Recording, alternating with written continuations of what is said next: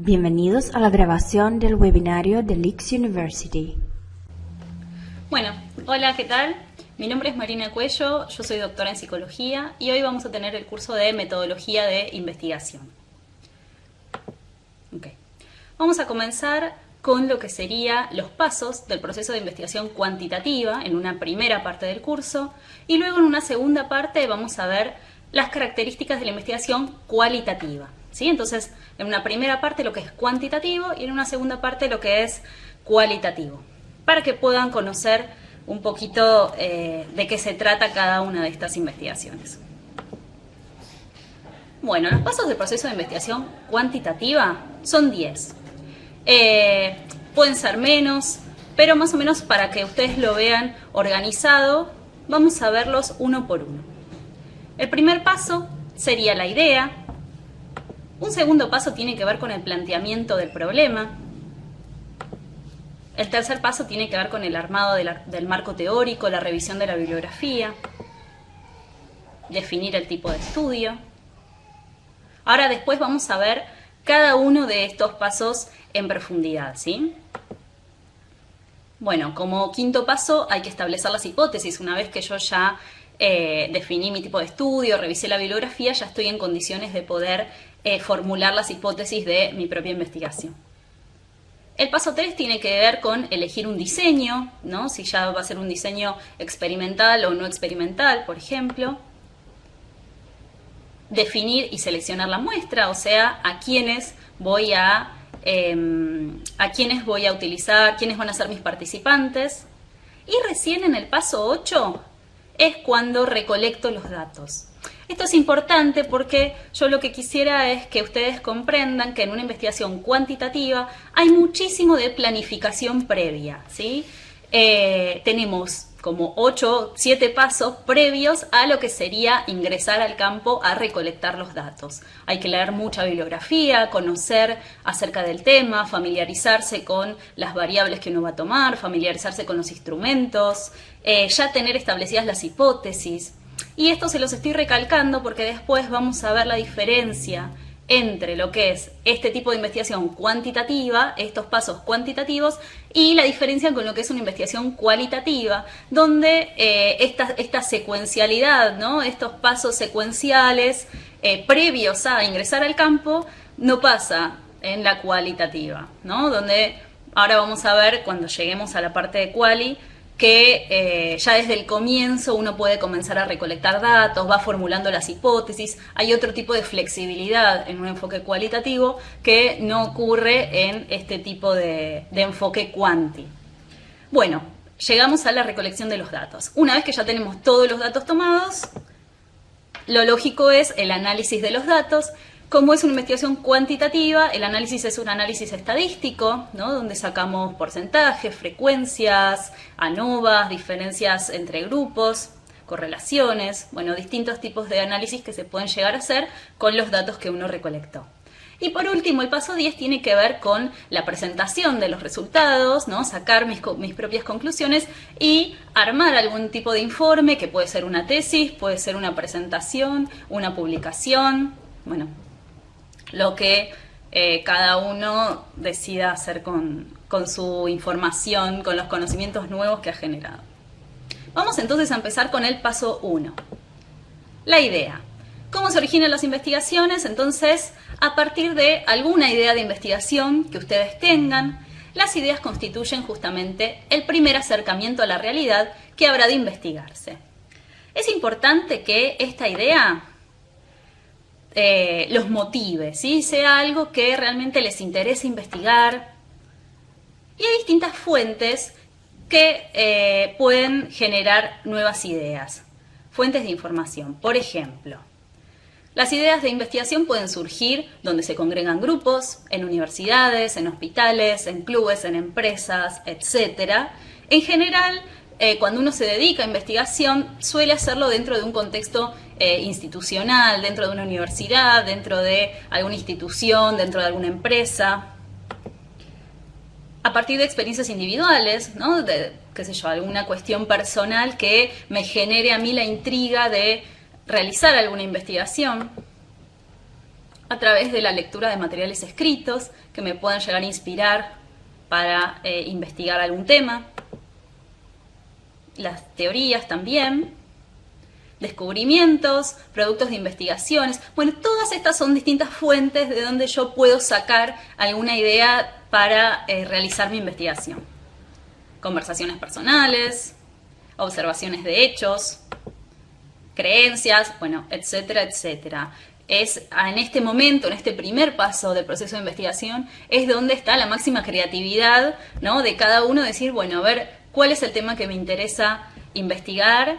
Y está bueno que haya muchas ideas. Y después uno puede hacer ese recorte necesario para decir, bueno, me voy a focalizar en tal o cual cuestión. Pero en este primer punto, lo importante es que saquen a relucir toda su creatividad y todas las ideas posibles que tengan acerca de los distintos temas. Bueno, algunos criterios para generar ideas.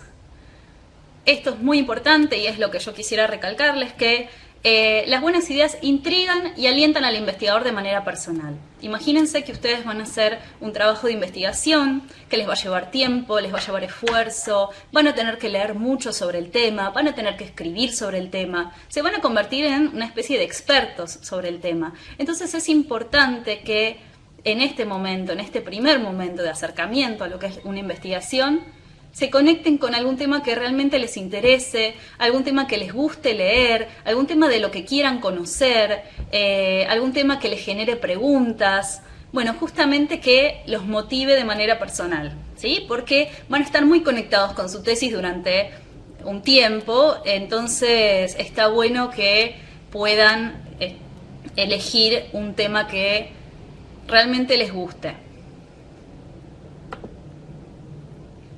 Esto es lo que les estaba diciendo, ¿no? Que es importante que la idea les resulte atractiva para que el trabajo no se vuelva tedioso al ser poco interesante. Las buenas ideas de investigación no son necesariamente nuevas, pero sí novedosas. Por ejemplo, yo puedo haber visto algún tipo de investigación donde se miden algún tipo de variables que me interesan, pero que en mi región no se ha hecho. ¿Sí? Por ejemplo, no sé, algún estudio que hayan medido, que hayan utilizado una escala, no sé, de motivación laboral en México, por ejemplo, pero acá en Argentina,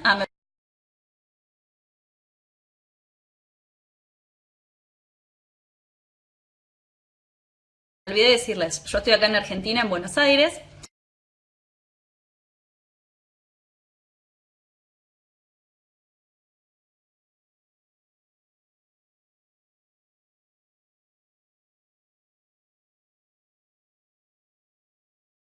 Pero acá en Argentina, por ejemplo, no hay una escala de motivación laboral. Es un ejemplo porque sí hay, pero digamos que no existe una escala de motivación laboral. Entonces, uno de mis objetivos puede llegar a ser adaptar esta escala de motivación laboral para poder contar con un instrumento en este contexto en particular, ¿no? O, por ejemplo, no sé, estudios que se han hecho en adultos, pero que no se han hecho en adolescentes. Y entonces ahí yo tengo una idea de investigación que ya surgió en otras investigaciones, pero poder adaptarla a otro grupo etario.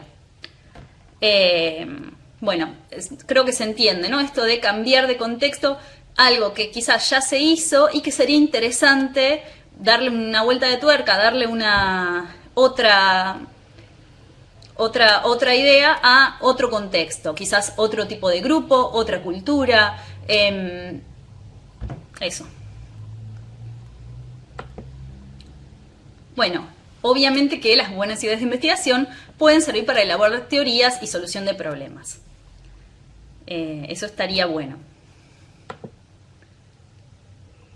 Bueno, algo muy importante cuando ustedes comienzan con estas ideas de investigación es familiarizarse con el campo de conocimiento, donde se ubica esta idea. Quiere decir conocer, ponerme a leer, hablar con personas que se dediquen a investigar sobre esos temas, leer artículos, leer libros, empaparse del tema para tener justamente un panorama más certero acerca de, bueno, qué es lo que se sabe sobre este tema, realmente es una buena idea mi idea de investigación o es algo que ya es muy trillado, ya se ha investigado un montón, no va a aportar nada. Bueno, digamos que es recomendable que comiencen, una vez que tengan alguna idea de investigación, comiencen a familiarizarse con el tema, a leer sobre el tema, y esto de hablar con gente que se dedica a ese tema es importante también porque son los que quizás van a guiarlos en estas cuestiones. Tengan en cuenta que la mayoría de las ideas iniciales son ideas vagas, ¿no? Son como cosas muy amplias. Entonces, justamente a medida que yo voy leyendo sobre el tema, a medida que voy conociendo más, voy a darme cuenta de por qué lado ir con esta idea, cómo recortarla. Justamente, analizar estas ideas para que sean transformadas en planteamientos más precisos y estructurados. Pensar quiénes van a ser los participantes, qué tipo de enfoque va a tener, qué tipo de instrumentos puedo llegar a utilizar, si va a ser una investigación cualitativa o cuantitativa. Bueno, ¿para qué nos sirve conocer entonces los antecedentes de un tema? Primero que nada, para no investigar sobre un tema que ya ha sido estudiado a fondo. ¿Sí? Una buena investigación tiene que ser novedosa, lo que puede lograrse tratando un tema no estudiado.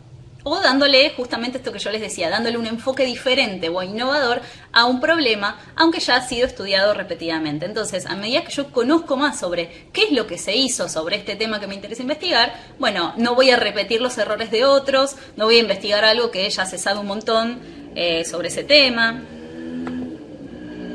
También leer investigaciones previas relacionadas con mi idea me va a servir a estructurar más formalmente la idea de investigación.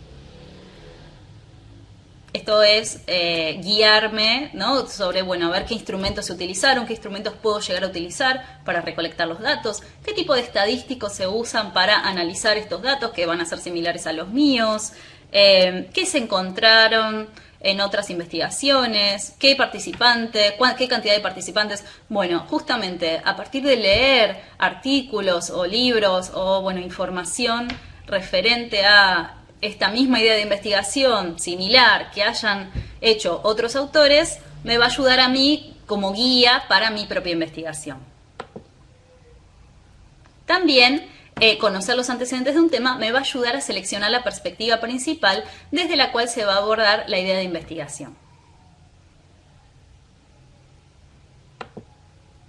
Bueno, en esta parte es lo que yo les voy a proponer, o que ya lo tengan en cuenta porque este video es muy largo, pero si quieren le pueden poner pausa y ponerse a pensar un poco, bueno, qué temas les interesa investigar, cuáles son las preguntas generales que se les ocurren. En este primer paso del proceso de investigación es cuando ustedes tienen toda la libertad para volar con su imaginación y ponerse a escribir absolutamente todas las ideas que se les ocurran. Después, en pasos posteriores, en las charlas con sus tutores, en futuras lecturas, van a ir recortando estas ideas y decidiendo finalmente, bueno, con qué idea de investigación se van a quedar. Pero en este primer paso, yo les diría, anoten todo lo que se les ocurre, anoten todos los temas que les gusta, que les interesan, cuestiones personales que les interesaría conocer más, cuestiones con las que se sienten familiarizados, qué sé yo, en su trabajo. Esto de las preguntas generales, generar preguntas, ¿no? Como generarse, bueno, ¿qué es lo que me interesa saber? ¿Qué cosas me gustaría contestar? ¿Qué tipo de preguntas? Después estas preguntas generales se pueden llegar a transformar en preguntas de investigación o no. Pero en este primer paso, nada, hagan brainstorming, pónganse a escribir y nada, sean creativos. Vamos entonces ahora a lo que es el segundo paso del proceso de investigación, que tiene que ver con el planteamiento del problema. Una vez que ya concibieron la idea de investigación, una vez que más o menos se decidieron por una o dos ideas y que empezaron a leer sobre el tema y profundizado sobre el tema en cuestión, es el momento de plantear el problema de la investigación.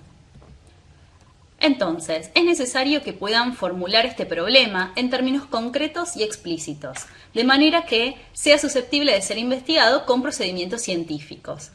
¿Qué sería con procedimientos científicos? Que puedan medir aquello que ustedes se proponen estudiar, que se puedan recolectar datos medibles, observables, a través de instrumentos válidos y confiables. Entonces se trata de, ir un poco más a lo concreto.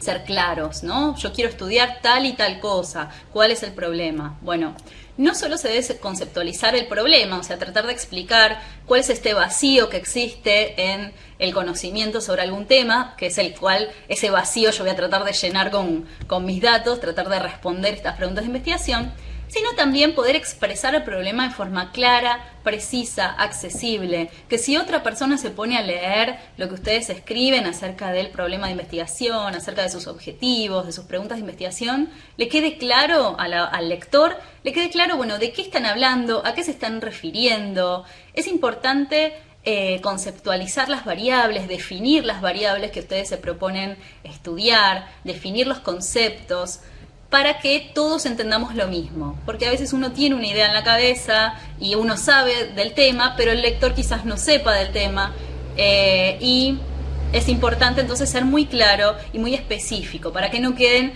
cosas ambiguas, poco claras. Justamente, se puede saber lo que uno desea investigar, pero no poder comunicarlo a los demás. Entonces es necesario hacer un esfuerzo por traducir el pensamiento de uno, la idea, el problema, a términos comprensibles. Estos son los elementos que debería contener el planteamiento del problema. Piensen esto como la parte del proyecto, ¿no? Como esto es el proyecto que uno presenta para que se lo aprueben o no en una institución, por ejemplo. Entonces uno, dentro del planteamiento del problema, además de escribir una breve introducción sobre el tema y contar, cuál es el problema de investigación, también va a incluir lo que son los objetivos de la investigación. Ahora vamos a ver uno por uno estos elementos. Los objetivos, cuáles son las preguntas de investigación que va a tratar de responder, cuál es la justificación, que quiere decir cuál es la relevancia de esta investigación, la viabilidad y las consecuencias.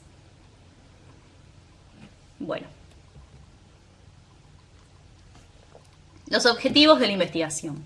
Tiene que ver con qué pretende la investigación, cuáles son sus propósitos.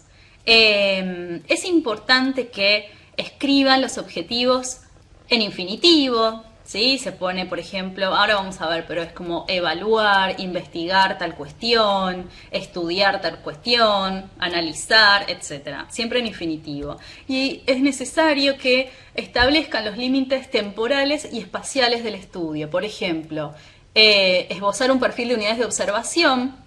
Por ejemplo, decir, los participantes, yo quiero estudiar motivación laboral en trabajadores de la Ciudad de México de pequeñas y medianas empresas, por ejemplo.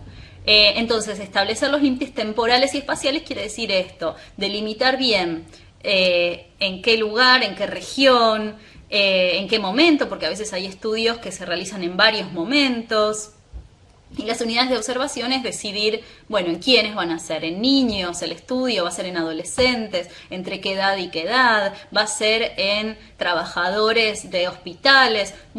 Ahí es donde uno esboza un perfil de unidades de observación. Eso quiere decir. Esto es lo que les estaba diciendo. Los objetivos se escriben en infinitivo. Por ejemplo, analizar algo, investigar, comparar, comparar creatividad entre varones y mujeres trabajadores del hospital de clínicas, evaluar alguna cuestión, evaluar motivación laboral, describir cómo se realiza alguna cuestión, comprender, explicar, etc. Entonces estos son todos verbos que me están dando la pauta de qué van a hacer ustedes en la investigación y para que queden bien claro cuáles son los objetivos, qué se proponen hacer. Acá hay unos ejemplos, determinar si, ahí ponen el nombre de la variable, tiene influencia sobre esta otra variable. Entonces ahí estamos estableciendo un objetivo que lo que busca es ver la influencia de una variable sobre otra. Por ejemplo, determinar si el aumento en los salarios tiene influencia sobre la satisfacción con la vida de los trabajadores. Por decir dos variables que uno puede llegar a medir de alguna manera y que puede ser un tipo de investigación.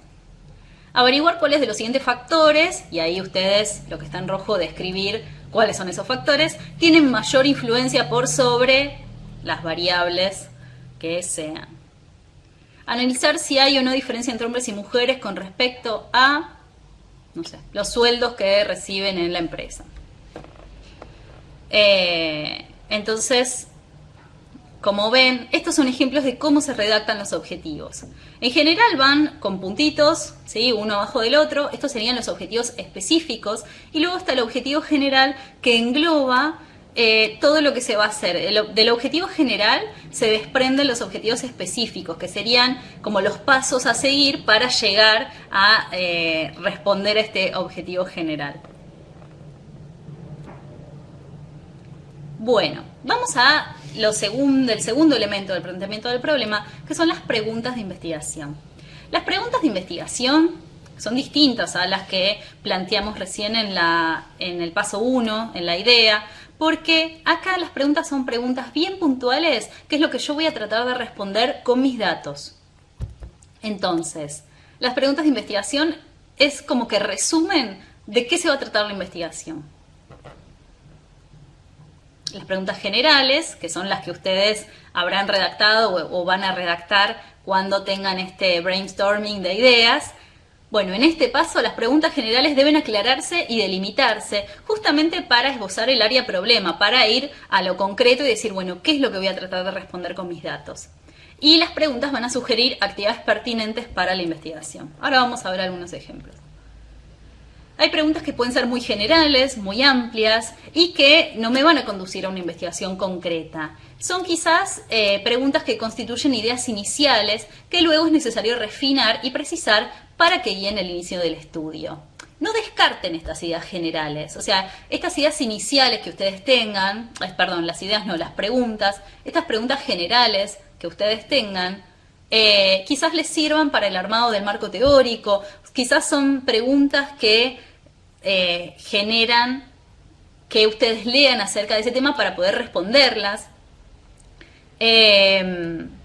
O sea que son útiles las preguntas generales, pero no son las preguntas de investigación que yo voy a tratar de responder con mis datos, sino que son preguntas que quizás yo pueda responder ya directamente leyendo sobre el tema y armando la revisión bibliográfica y el marco teórico.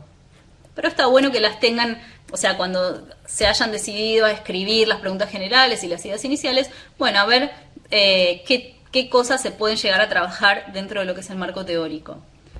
Pero en este caso nos estamos refiriendo a las preguntas de investigación, que en general tienen una correspondencia uno a uno con los objetivos específicos. ¿No? Si, por ejemplo, mi objetivo es cuál es la relación es evaluar la relación entre el aumento en los salarios y la motivación laboral, bueno, la pregunta puede ser, ¿hay un efecto de el aumento de los salarios en la motivación? ¿El aumento de los salarios aumenta la motivación laboral? Bueno, esas pueden ser preguntas de investigación que yo voy a tratar de responder midiendo, por ejemplo, si realmente aquellas personas a las que les aumentaron el salario aumentan su motivación laboral. Entonces voy a tener esas dos variables, voy a comparar quizás con un grupo que no haya recibido aumento en su salario y medir motivación laboral quizás en un antes y un después del aumento a ver si hubo algún cambio. Bueno, espero que me estén siguiendo. Voy a tratar de ir un poco más despacito. Bueno, es importante que las preguntas de investigación sean precisas, ¿no? Donde quede bien claro cuáles son las variables que ustedes se proponen medir. Justamente se intentará responder estas preguntas con los datos que recoja en la investigación. Estos son algunos ejemplos, ¿no?, de preguntas de investigación. ¿Qué efecto tiene, bueno, el aumento de salario sobre la motivación laboral? ¿En qué condiciones se presenta X, la variable X?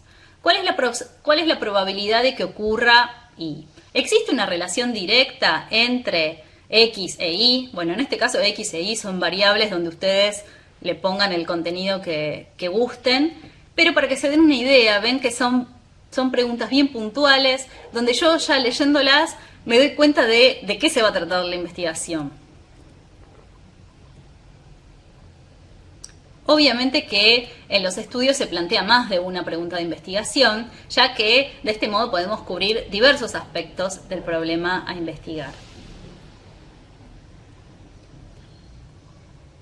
Las preguntas de investigación tienen que corresponderse, en general, punto por punto, con los objetivos específicos. Vamos ahora a lo que es la justificación de la investigación. Voy a tomar un poquito de agua. Bueno, la justificación tiene que ver con cuál es el propósito de la investigación, cuál es su relevancia. Justamente, las investigaciones se efectúan con un propósito definido, ¿sí? Resolver algún tipo de problema. Bueno, ahora vamos a ir viendo algunos ejemplos o algunas guías para considerar esta justificación. Pero en muchos casos se tiene que fundamentar por qué es conveniente llevar a cabo la investigación y cuáles son los beneficios que se derivan de ella. Es un poquito vender la idea, ¿no? Vender la idea de investigación, vendérsela a uno mismo y al que va a leer quizá mi propuesta de investigación. Entonces justamente hay que saber fundamentar y justificar bien, bueno, ¿para qué va a servir esto que voy a investigar? ¿Cuáles pueden llegar a ser los aportes? Por ejemplo, ¿no? Explicar a un comité evaluador el valor de la tesis que se piensa realizar. Entonces, estos son algunos criterios para evaluar el valor potencial de una investigación. Vamos a ver estos criterios. Ustedes se pueden llegar a ayudar con estos criterios para escribir su propia justificación del estudio.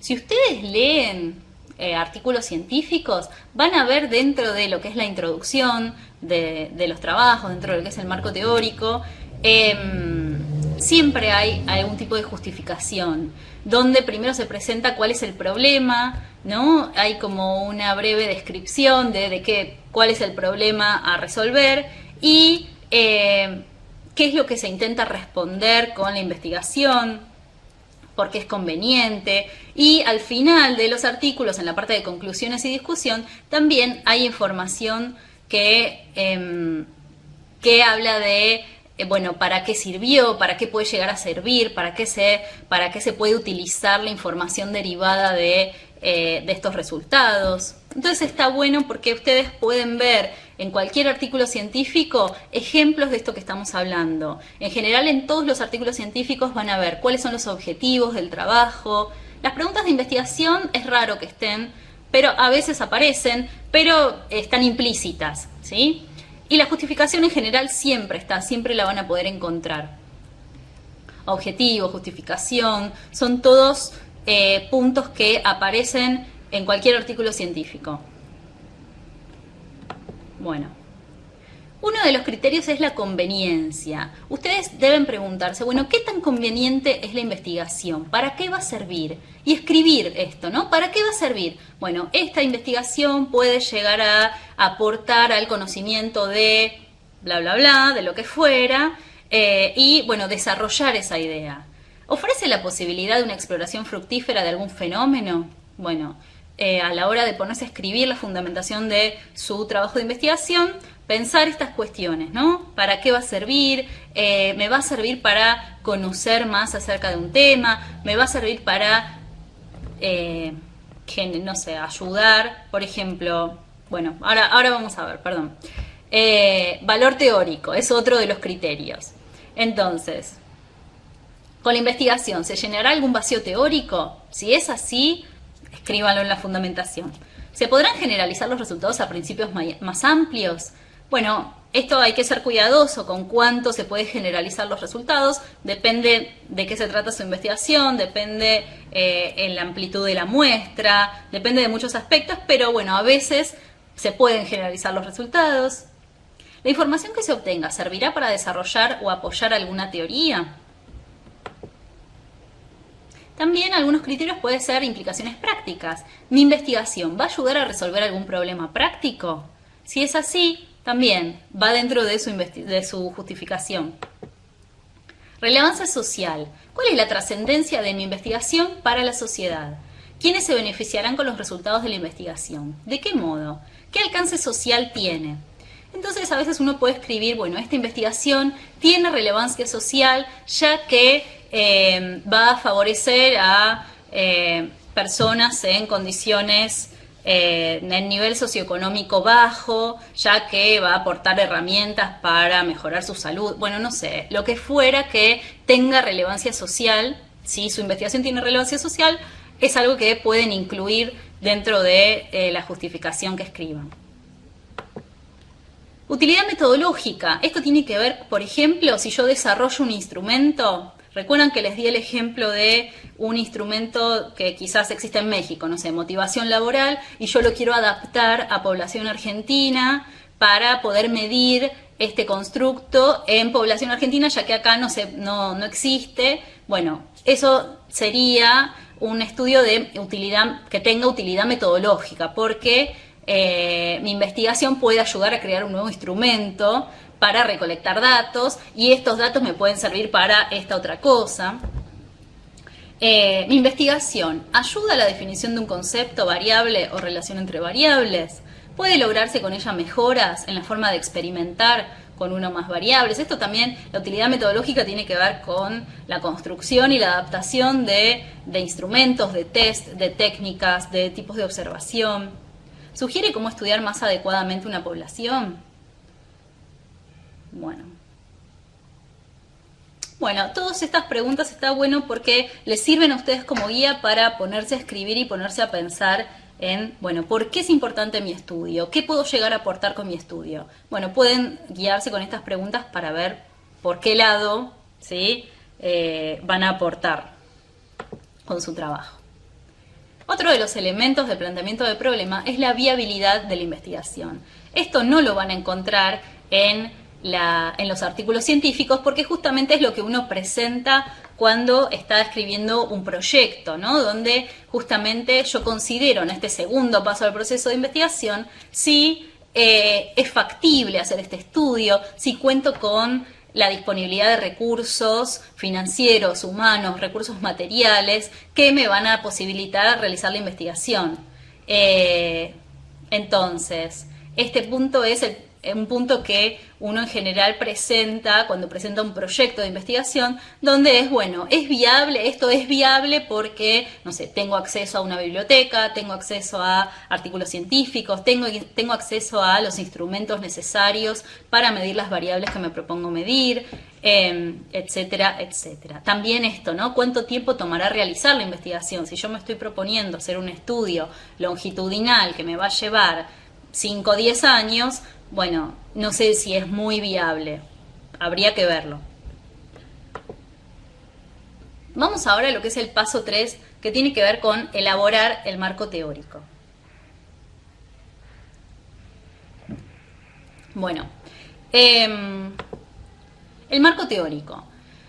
Esto es algo que ustedes van a ir desarrollando en realidad a lo largo de todo el trabajo de investigación, porque el marco teórico uno lo va retocando, o sea, si bien uno se pone a escribir en este paso, es algo que uno va leyendo cosas nuevas, quizás incluso cuando ya terminó su investigación va leyendo cosas nuevas, o no sé, aparece algún paper que no había visto y decide incluirlo en el marco teórico que ya escribió. Es un proceso que dura toda la investigación en realidad, pero bueno, digamos que lo fuerte es escribirlo más o menos a esta altura de la investigación, donde acá lo que vamos a hacer es leer muchísimo sobre el tema, recopilar información sobre el tema, integrar las teorías, los enfoques teóricos, los estudios y antecedentes, ¿sí? Todos los estudios previos relacionados con mi tema de investigación van a ir al marco teórico y van a guiar mi estudio. Esta es otra diferencia importante con lo que es el estudio cualitativo, ya que en el cuantitativo el marco teórico es fundamental para formular después mis hipótesis de investigación, ¿sí? El marco teórico ocupa un lugar central justamente para yo poder anticipar, bueno, qué espero encontrar con mis datos, en función de lo que otros investigadores quizás encontraron con datos parecidos. Entonces, y en el cualitativo, el marco teórico no es tan central, ya que las hipótesis, vamos a ver, pero se van a ir formulando a medida que yo observo datos en la realidad. Es otro tipo de... cumple otra función el marco teórico. Es conocer sobre el tema, pero no necesariamente va a delimitar cuáles son mis hipótesis. En este caso sí, el marco teórico me va a servir a mí para poder pensar mis hipótesis de investigación, que son unos pasitos más adelante que ya vamos a ver. Bueno, ok, los pasos para la elaboración del marco teórico. Revisar la literatura existente, ¿sí? Comiencen a leer sobre el tema. Yo les recomiendo que se hagan carpetas distintas para los distintos temas. Y algo que les recomiendo, como en mi época de doctoranda, cuando estaba haciendo el doctorado, poder organizar la información que me sea lo más fácil posible para poder encontrarla. Entonces, a medida que yo voy bajando artículos de internet, por ejemplo, a medida que voy recopilando artículos de mi interés, siempre guardarlos. Yo siempre los guardaba de esta manera y realmente me sirvió muchísimo. Apellido del primer autor, año de publicación y una breve descripción de lo que es el título o de qué se trata el trabajo. De esa manera, todos los artículos que ustedes tengan guardados en sus carpetas, los que van a usar para el marco teórico y para la tesis en general, van a estar ordenados primero que van a estar ordenados alfabéticamente por el apellido del primer autor, el año de publicación, que son los dos datos quizá más básicos que tengan para después citar los artículos, y el título o el tema de lo que se trate, que les va a dar una idea de, bueno, este artículo se trata de esto. Pero guárdenlos, yo les recomiendo que los guarden de esa manera, porque de esa manera los van a encontrar mucho más fácil, van a poder identificar el artículo y el tema ya con los autores más conocidos acerca del tema, y se van a guiar mejor, porque de la otra manera tienen un montón de cosas grabadas con distintos títulos, a veces guardan lo mismo con distintos títulos o con distintos nombres. Yo les recomiendo, pongan apellido de primer autor, año de publicación y un breve titulito.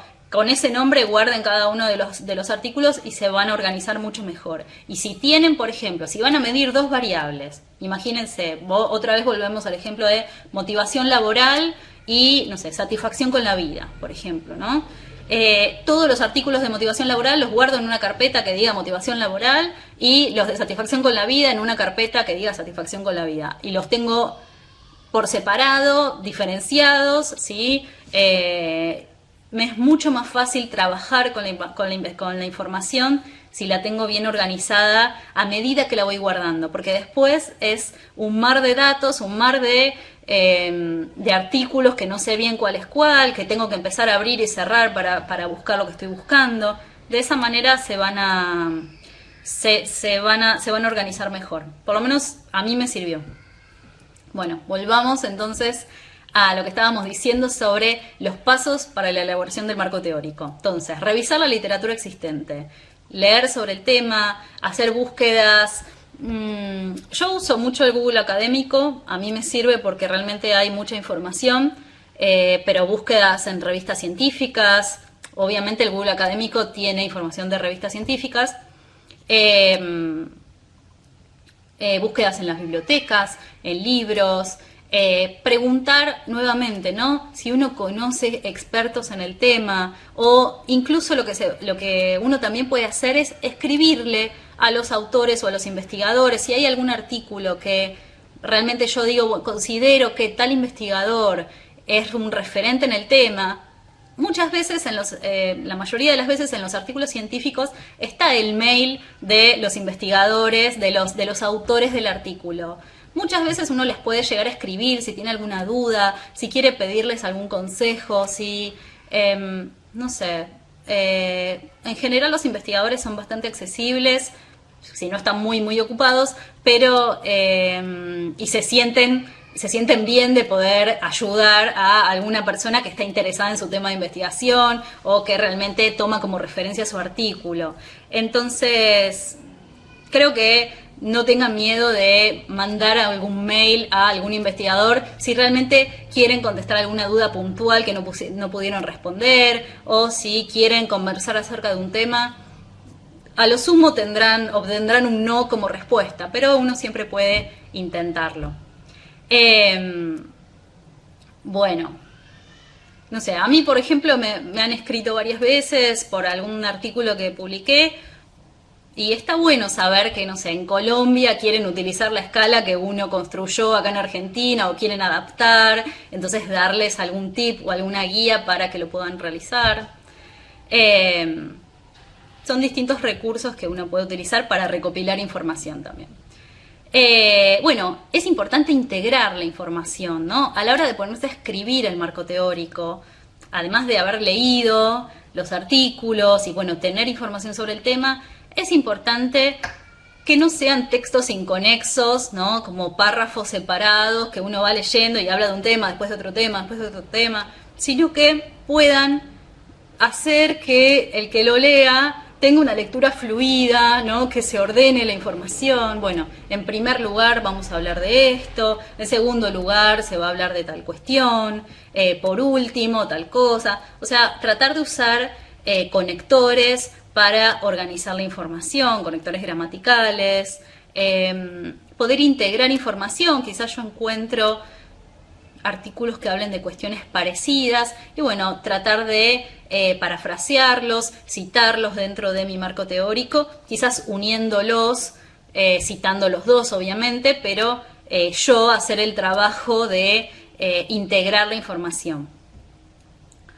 Obviamente escribir, revisar lo que uno escribió, corregir. Está bueno como ejercicio dárselo a leer a otra persona que quizás no esté en el tema, o a otra persona que pueda llegar a darnos un feedback de si se entiende, si no se entiende, si hay partes que están confusas, porque a veces uno está tan metido en su propio marco teórico, en su propia tesis, que uno piensa que esto se entiende o no se da cuenta quizás si está claro o no está claro, y a veces viene uno de afuera que lee el material y nos puede llegar a guiar un poco. Y algo importantísimo es citar todas las fuentes. Todo lo que ustedes utilicen tiene que estar citado. Yo utilizo las normas APA, en general las normas de la Sociedad Americana de Psicología. Se utilizan, es como un manual, ¿no?, de normas para lo que es la redacción académica. Podemos ver la manera de conseguirlo en una biblioteca, pero realmente las normas APA guían todo, cómo hacer las referencias, cómo hacer las citas. En general es dentro de lo que es el texto, apellido y apellido del primer autor y de los siguientes autores, ¿no? Apellido de los autores y año de publicación, en la medida que tengo la información, pero siempre citen las fuentes, citen de dónde sacaron la información, ¿sí? Y si son cuestiones textuales, si son citas textuales, siempre van entre comillas y reconociendo el número de página de dónde se obtuvo la información. Es muy importante, si no se considera un plagio, ¿no? Porque yo lo que estoy haciendo es quizás copiando y pegando información en mi marco teórico de cuestiones que otros escribieron. Entonces, obviamente el plagio no corresponde, y menos a esta altura, a la altura de un posgrado. Entonces es muy importante que citen todas las fuentes, que reconozcan quiénes son los autores, y eso también les da a ustedes evidencia, ¿no? Como que soporta lo que ustedes van escribiendo. Bueno, Un buen marco teórico no es aquel que contiene muchas páginas, no necesariamente es tipo algo larguísimo, sino que un texto que trate los aspectos relacionados con el problema, que vincule de manera lógica y coherente los conceptos y las proposiciones existentes en estudios anteriores. Esto de los estudios anteriores es importante, como encontrar trabajos empíricos que hayan trabajado con variables similares a la mía.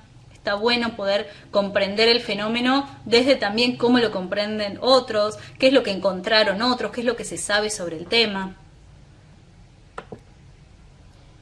Bueno. Ahora vamos a ver las funciones que cumple esta perspectiva teórica dentro de una investigación. Bueno, por un lado, es parecido a lo que veníamos viendo cuando comenzamos hablando de la idea, ¿no? Pero poder leer sobre el tema y armar la perspectiva teórica me ayuda a prevenir errores que se han cometido en otras investigaciones. Me va a orientar sobre cómo voy a realizar el estudio, en función de los estudios previos en el área. Me va a orientar sobre qué clases de estudios ya se han efectuado, con qué tipo de participantes, cómo se recolectaron y analizaron los datos, qué diseños se han utilizado. Entonces, aún en el caso de que desechemos estos estudios previos, estos nos van a orientar sobre lo que queremos y lo que no queremos para nuestra investigación. También desarrollar el marco teórico me va a ampliar el horizonte de estudio, va a guiar al investigador para que se centre en el problema y evitar desviaciones del planteamiento original. Es importante que el marco teórico esté organizado y vaya a las cuestiones que ustedes se proponen investigar.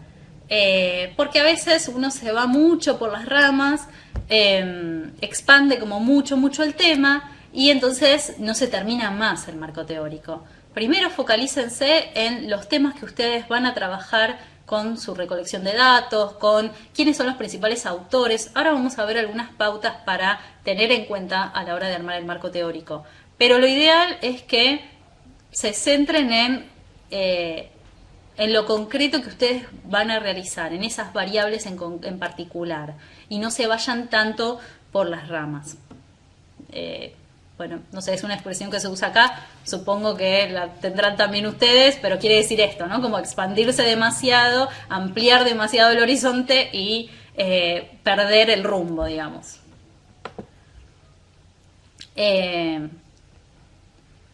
Bueno, el marco teórico documenta la necesidad de realizar el estudio. Esto está relacionado un poquito con el planteamiento del problema, ¿no? Si existe un problema, bueno, otros estudios me van a dar la pauta también de la necesidad de realizar esta investigación en particular para resolver ese problema. Justamente el marco teórico, lo que yo les decía, conduce al establecimiento de hipótesis que más tarde van a someterse a prueba en la realidad. El marco teórico inspira nuevas líneas y áreas de investigación. Y provee un marco de referencia para después interpretar los resultados y extraer conclusiones. Esta parte es muy importante también. Yo, una vez que analizo los datos, me sirvo del marco teórico para interpretar mis resultados, para decir, bueno, a ver, ¿qué es lo que encontré? ¿Es similar a lo que encontraron otros autores? En comparación al estudio que se realizó en México, ¿hay diferencias o no? Bueno, digamos que a la hora de escribir las conclusiones y en pensar qué es lo que sucedió con mis datos, ver lo que hicieron otros autores, ver lo que indica el marco teórico, me va a ayudar muchísimo para interpretar toda esta información nueva que yo generé. Bueno, algo importante para analizar las referencias. Primero, que sean cercanas o similares a nuestro planteamiento del problema, ¿no? Que tengan que ver con nuestros temas de interés. En lo posible, que haya una semejanza entre los estudios que yo estoy citando, una semejanza en cuanto al método y a la muestra. Si yo voy a trabajar con niños, bueno, los estudios que yo vaya leyendo y todo lo relativo al marco teórico va a estar relacionado con niños, no con ancianos, ¿no? O con trabajadores, sino justamente tratar de buscar investigaciones que hayan utilizado muestras similares. y métodos similares. Cuanto más reciente y más actualizada sea la información, mejor. No quiere decir que los estudios más antiguos no sirvan, pero sí es recomendable que dentro del marco teórico haya información actualizada. Y también es importante que uno pueda incluir artículos, investigaciones que impliquen investigaciones empíricas. ¿Qué quiere decir?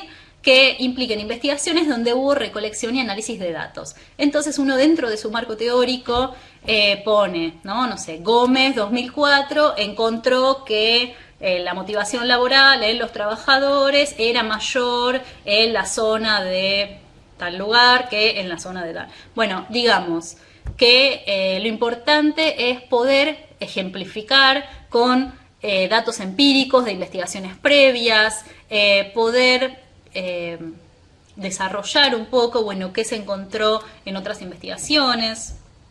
Entonces está bueno, además de incluir todas cuestiones teóricas, también poder poner información más empírica de investigaciones previas, datos. Y bueno, obviamente que es recomendable utilizar citas e investigaciones que estén publicadas en revistas científicas, en revistas con referato, que hayan pasado el filtro de distintos editores. No es lo mismo una investigación que se ha publicado en una revista científica que una investigación que se publicó en un blog, ¿no? Donde no hay un filtro de editores, no hay un filtro de cómo se hizo, de la metodología, de la manera en que está escrita. Digamos que tiene otra calidad el estudio. Entonces es mejor que utilicen la información derivada de artículos científicos, de libros, de expertos en el tema. Vamos entonces ahora al paso 4 de la investigación. Definir la investigación y su alcance. Bueno, esta parte es un poquito larga, ¿sí? Según el alcance que tiene nuestra investigación, es posible clasificarla en una investigación exploratoria, descriptiva, correlacional o explicativa. Depende, ¿sí?, qué es lo que ustedes van a realizar, va a ser algún tipo de estas investigaciones, si es una investigación cuantitativa. Bueno, en la práctica cualquier investigación puede contener elementos de más de uno de estos 4 alcances, o sea que puede ser un estudio descriptivo correlacional o correlacional explicativo, pero bueno, acá están puestas en orden de complejidad y en orden de rigurosidad. Ahora vamos a ver un poquito cada una de ellas, ¿sí?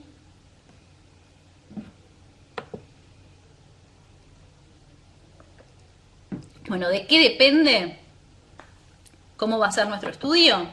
Fundamentalmente del estado de conocimiento sobre el problema de investigación, mostrado por la revisión de la literatura. Acá ven la importancia del marco teórico, ¿no? Depende de lo que exista ya investigado sobre el tema, es, bueno, ¿en qué va a consistir mi investigación? Si ya se sabe mucho sobre el tema y ya hay instrumentos y todo, bueno, seguramente va a ser un estudio más correlacional o explicativo. Si se sabe muy poquito del tema y casi no hay información, va a ser un estudio más bien exploratorio. También depende de la perspectiva que se pretenda dar al estudio, si va a ser exploratorio, descriptivo, correlacional o explicativo. Vamos a ver entonces cada uno de ellos. Las características. Bueno, los estudios exploratorios sirven justamente para preparar el terreno. Por lo común anteceden a investigaciones con alcances descriptivos, correlacionales o explicativos. Digamos que los estudios exploratorios se realizan cuando el objetivo es examinar un tema o problema de investigación poco estudiado, ¿no? Del cual se tienen muchas dudas o es un tema que no se ha abordado antes, entonces quizás no haya muchas publicaciones científicas sobre el tema. Entonces justamente, bueno, ahí está la necesidad de recolectar información para conocer más acerca de un tema nuevo. bueno, darle una nueva perspectiva, quizá también a algún tema. Bueno, ¿cuál es su importancia? Sirven para familiarizarnos con fenómenos relativamente desconocidos, para investigar nuevos problemas, identificar conceptos o variables promisorias, establecer prioridades para investigaciones futuras, obtener información sobre la posibilidad de llevar a cabo una investigación más completa, quizás, posterior. Entonces, el estudio exploratorio es más flexible en su método en comparación con las investigaciones más descriptivas, correlacionales o explicativas. Y también el estudio exploratorio es como más amplio, más disperso. Justamente es una primera aproximación a un tema donde yo voy a tratar de recolectar información, quizás a través de observaciones, a través de preguntas abiertas, pero sin la rigurosidad que sí tienen quizás estudios explicativos, por ejemplo. Es como un primer acercamiento a una realidad de la que se conoce poco. Estudios descriptivos, vamos a ver en qué consisten. Buscan describir fenómenos, situaciones, contextos y eventos, detallan cómo son y cómo se manifiestan.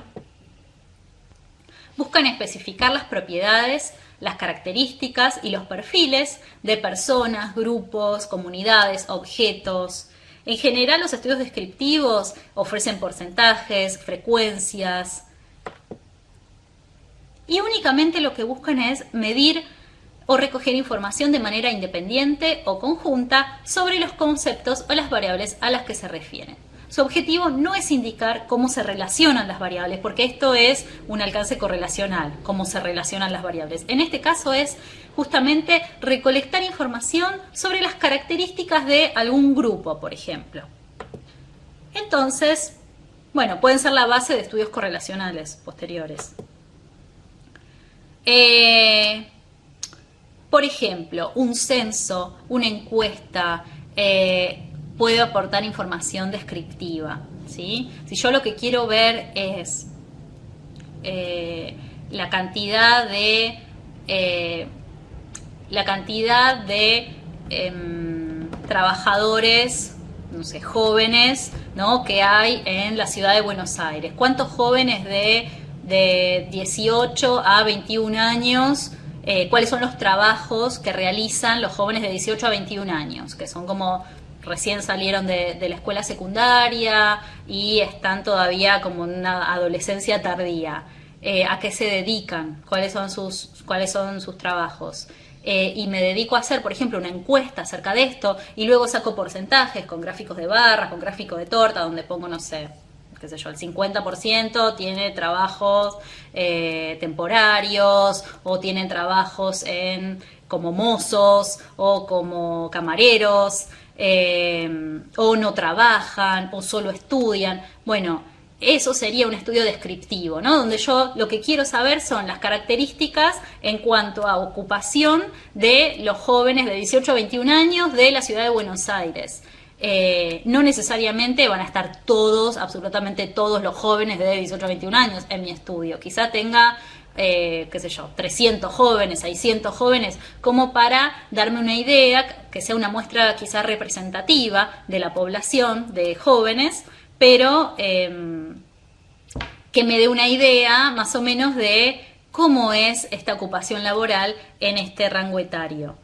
Eso sería un ejemplo de un estudio descriptivo, ¿no? Donde yo lo que haría es una especie de censo para ver justamente estos números y para ver las características de esta población con respecto a esta variable en particular. Fíjense que no estoy relacionando variables, nada más estoy describiendo a qué se dedican en ese momento. Entonces, en esta clase de estudios, que son los estudios descriptivos, el investigador tiene que ser capaz de definir qué es lo que se va a medir. En este caso dijimos, bueno, la ocupación de los jóvenes y sobre qué o quiénes se van a recolectar los datos.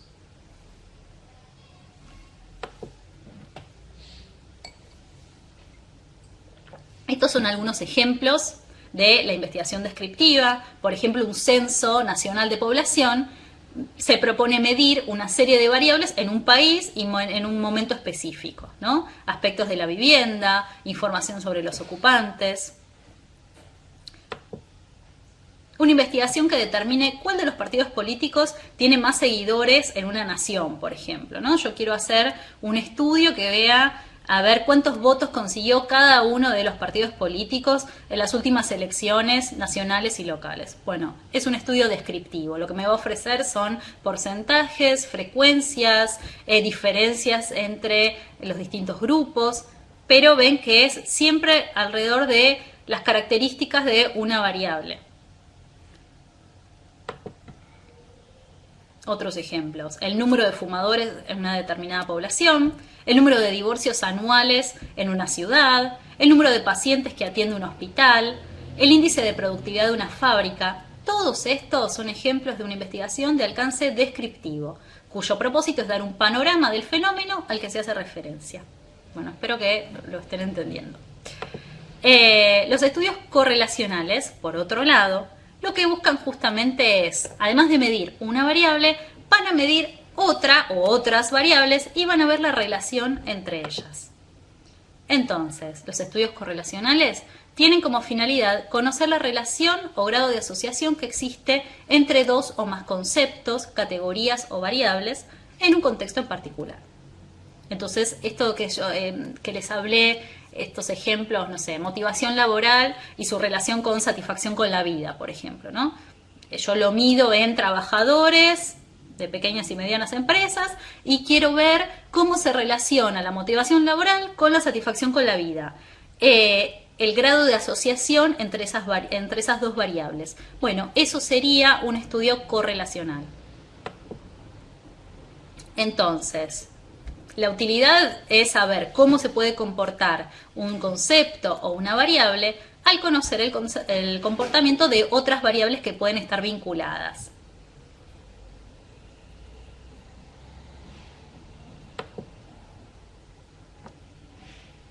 Bueno, justamente en los estudios correlacionales se miden cada una de las variables que están presuntamente relacionadas y después se cuantifica y se analiza la vinculación.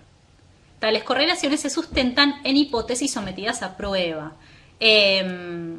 O sea que yo voy a plantear hipótesis correlacionales para ver realmente, bueno, no sé, la motivación laboral se relaciona con satisfacción con la vida. Esa podría ser mi hipótesis que yo quiero someter a prueba con mis datos.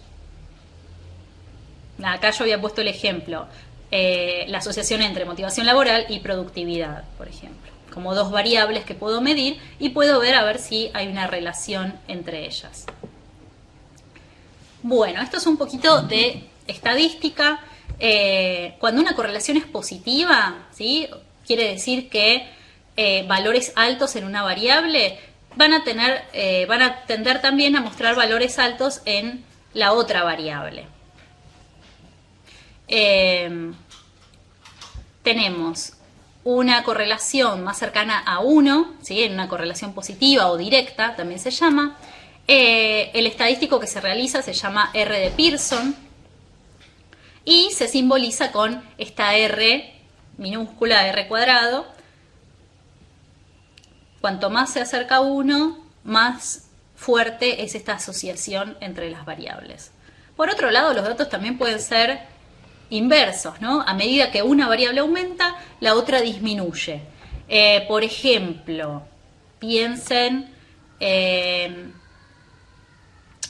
la variable. Volvemos al ejemplo de motivación laboral para quedarnos, pero tengo el ejemplo de motivación laboral y la variable depresión, por ejemplo. Les tomo a los participantes una escala de motivación laboral y un test o una escala de depresión y veo cómo se relacionan. Yo esperaría, ¿no? Mi hipótesis sería que a mayor motivación laboral, menor depresión, ¿no? Si una persona no está bien, está deprimida, seguramente no tenga mucha motivación laboral. Entonces, a medida que una variable aumenta, a medida que se presentan mayores niveles en una, van a presentarse menores en la otra.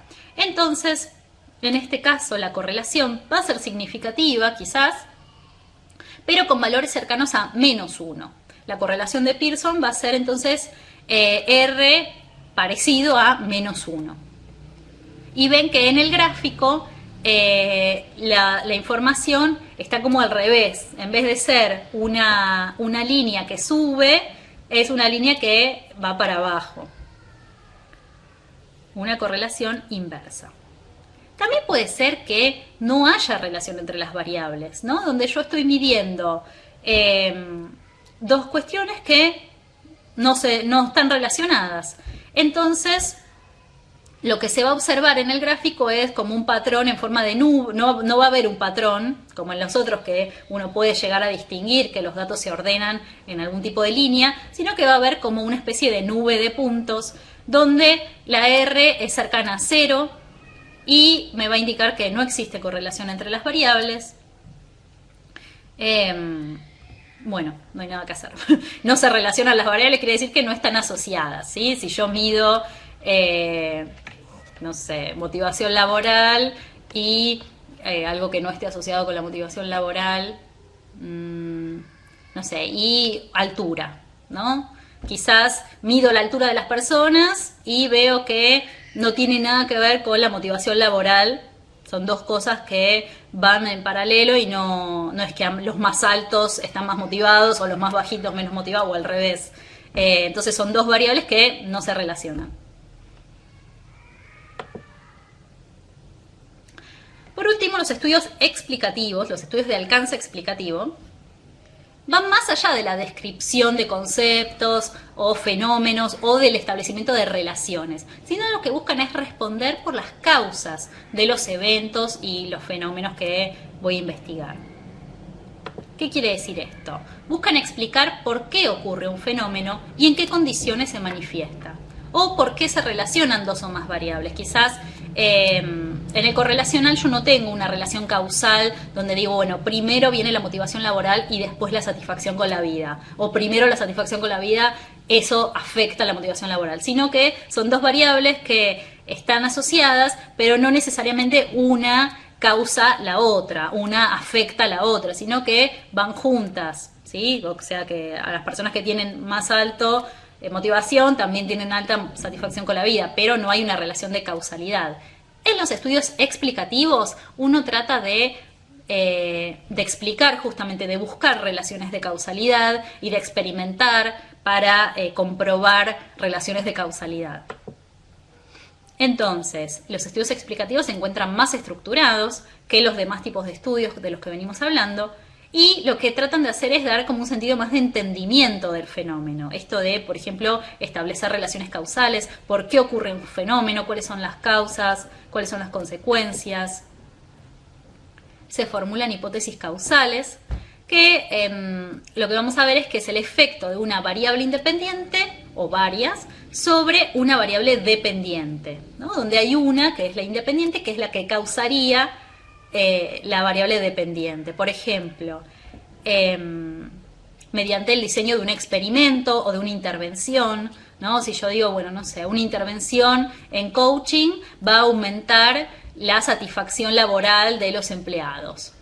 Entonces, en ese caso, mi intervención en coaching sería la variable independiente y yo espero que tenga un efecto sobre la variable dependiente, que sería la satisfacción laboral, por ejemplo. Entonces ahí tengo una relación de causalidad, donde la independiente pasa en un momento y luego ocurre, afecta o no, sobre la dependiente, que es en un momento 2. Este es un ejemplo, ¿sí? Bueno, el paso 5 tiene que ver con el establecimiento de las hipótesis, que es lo que vinimos hablando un poquito mechado hasta ahora con los otros temas. Las hipótesis guían el estudio, ¿sí? Surgen una vez que los objetivos y las preguntas de investigación fueron reevaluadas a partir de la revisión de la literatura. ¿Por qué decimos reevaluados?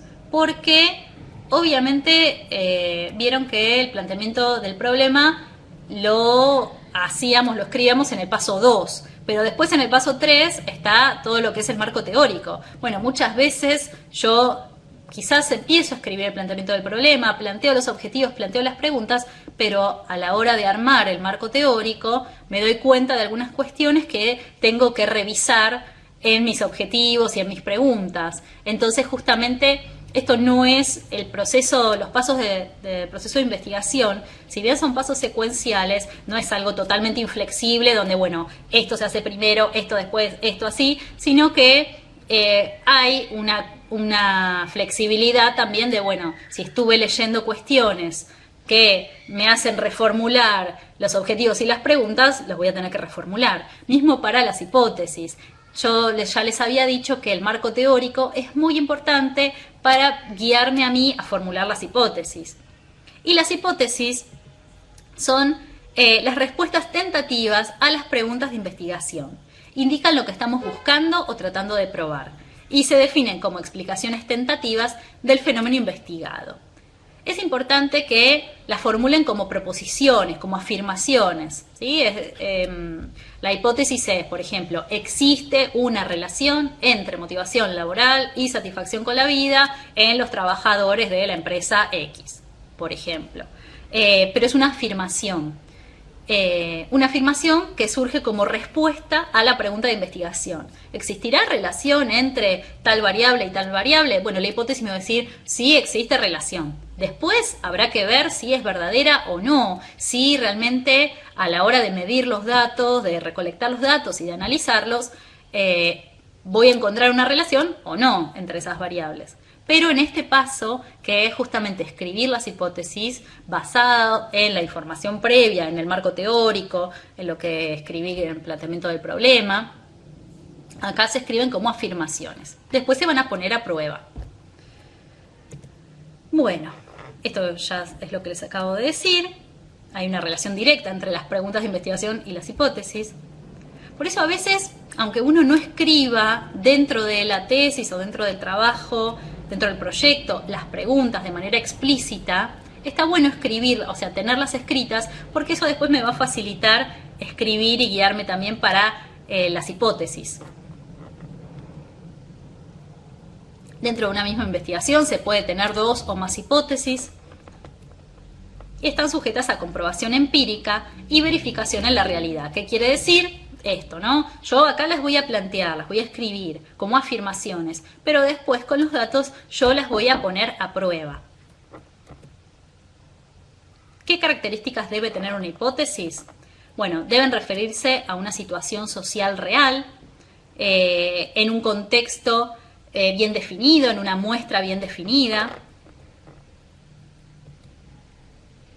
Los términos, o sea, las variables, deben ser comprensibles, precisos y los más concretos posibles. Recuerden que las variables que aparecen en las hipótesis son las mismas que van a aparecer en los objetivos, son las mismas que yo voy a desarrollar dentro del marco teórico, son las mismas que seguramente van a aparecer en el título de mi trabajo de investigación, ¿sí? Tiene que haber una coherencia entre el nombre que yo le pongo a la variable para que aparezca en todos los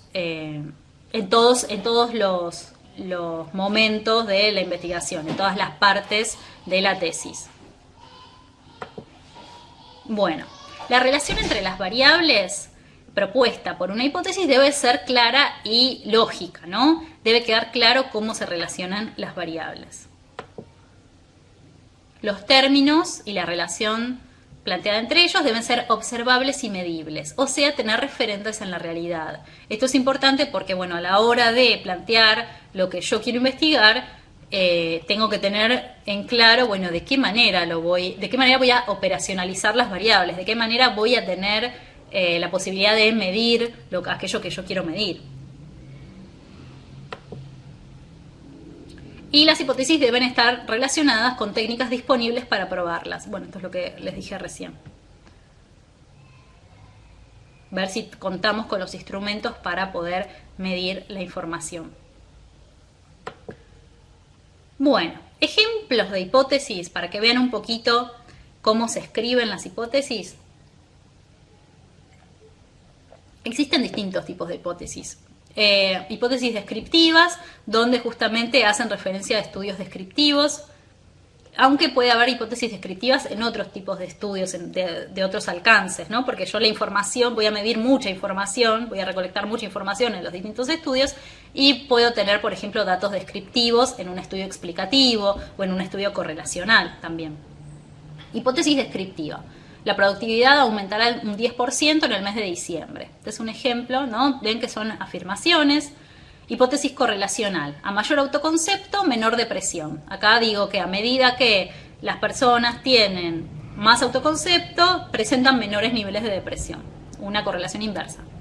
Hipótesis de diferencia de grupos. Las empleadas mujeres del área de marketing obtienen mayores puntajes en un test de creatividad que los empleados varones. Esta es una hipótesis de diferencia de grupos. Yo leo esta hipótesis y ya me queda claro qué es lo que va a realizar la persona en la investigación. Yo ya sé que va a tomar un test de creatividad y lo que va a hacer va a evaluar grupo de mujeres y grupo de varones que son empleados y trabajan en el área de marketing, y va a evaluar la diferencia en creatividad entre esos dos grupos. Ven que son hipótesis donde queda bien claro cuáles son las variables que se van a medir. Muchas veces queda claro de qué manera se va a medir y qué es lo que se propone con la investigación. También una hipótesis explicativa: las mejoras edilicias afectan positivamente la satisfacción laboral. En este caso, yo puedo identificar una variable independiente y una variable dependiente, ¿sí? Mejoras edilicias como una variable independiente, que yo digo, bueno, las mejoras que yo haga en el edificio van a afectar positivamente la satisfacción laboral. Los empleados, una vez que se terminen las mejoras edilicias, van a estar más satisfechos. Entonces yo puedo llegar a medir, antes de realizar las mejoras, satisfacción laboral en los empleados, antes de realizar las mejoras edilicias. Pasa este momento donde se realizan las mejoras en el edificio y un momento posterior volver a medir satisfacción laboral y ver si hubo un cambio en el mismo grupo en lo que es satisfacción laboral, entre este tiempo previo a las mejoras y posterior, ¿no? Entonces tenemos variable independiente y un efecto posible en una variable dependiente. Por eso es una hipótesis explicativa, donde yo pienso que una de las causas de la satisfacción laboral tiene que ver con las condiciones del edificio. Bueno, espero que me estén siguiendo. Vamos ahora a lo que es el paso 6, ¿sí? Elegir o desarrollar un diseño apropiado. Con diseño nos referimos a un diseño experimental o no experimental. Un diseño experimental tiene que ver con esto de que hablábamos recién, la manipulación intencional de las variables independientes, por ejemplo, esto de las condiciones edilicias, para analizar las consecuencias sobre una o más variables dependientes, por ejemplo, la satisfacción laboral, dentro de una situación controlada por el investigador. Bueno, digamos que cambiar las condiciones edilicias en una empresa y evaluar satisfacción laboral no tiene mucho control, pero es un diseño quizá cuasi experimental. Se acerca más a un diseño experimental que a un diseño no experimental. Pero bueno, básicamente también pueden pensar ejemplos de tipo dentro de un laboratorio o en una situación más controlada por el investigador, donde, por ejemplo, no sé, a un grupo se le da una droga en particular y a otro grupo se le da un placebo, ¿no? Algo que parece droga pero que en realidad no tiene ningún efecto, y se ve el efecto de esta droga y del placebo en, por ejemplo, una patología, ¿no? Y si hay diferencias luego de tomar la medicación. Bueno, en ese caso tenemos la droga y el placebo como variable independiente, que es lo que el investigador manipula, que es lo que a un grupo le doy una cosa y a otro grupo le doy otra, y las variables dependientes, que en este caso puede llegar a ser sintomatología de alguna enfermedad. Para que no lo piense con cuestiones éticas, piense que esto un diseño experimental clásico es, por ejemplo, con animales de laboratorio. Esto de dar una droga y un placebo y evaluar el efecto en algún tipo de sintomatología. Diseño no experimental, donde en general lo que se hace es observar los fenómenos más en su ambiente natural. No se manipulan las variables independientes. Esto que decíamos de medir satisfacción laboral y motivación, satisfacción con la vida y motivación en los empleados de una empresa, bueno, ahí yo lo único que estoy haciendo es recolectar información y medirla, ¿no? Pero yo no estoy haciendo un efecto sobre los empleados, no estoy buscando que aumenten su motivación o aumenten su satisfacción con la vida a partir de mi investigación. Nada más lo que estoy haciendo es observar los fenómenos, medirlos en su ambiente natural, puede ser en la empresa también pueden venir a mi oficina y realizar el cuestionario, pero a lo que se refiere el diseño no experimental es que no se manipulan las variables independientes.